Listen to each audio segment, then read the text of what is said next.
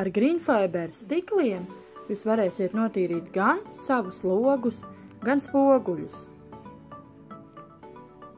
Šis fibers ir pieejams dažādās krāsās – zaļā, zilā, dzeltenā un ne tikai.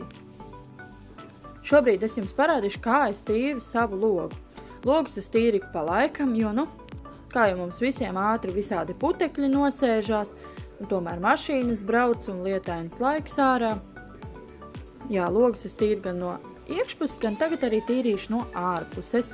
Jā, varam redzēt, kur jau sakrājušies kaut kādi putekļi, netīrumi, kurus mēs vienkārši ar fiberi, saslapināt fiberīti stikliem, varam notīrīt. Neizmantojam mēs nekādas ķīmijas, nekādus smidzināmos, nekādus tur ķīmiskos līdzekļus, kas ir nopērkam, vienkārši fiberīti stikliem, kuru mēs saslapinam zem ūdens un droši tīram savu stiklu. Stiklu vai spoguli vai vēl kādu stiklotu skapīti vai galdiņu, jebko, kas jums ir stiklots. Un notīrot jūsu stiklus tikai ar fiberu, samitrināt jūsu stikli, uzreiz būs ļoti, ļoti tīri.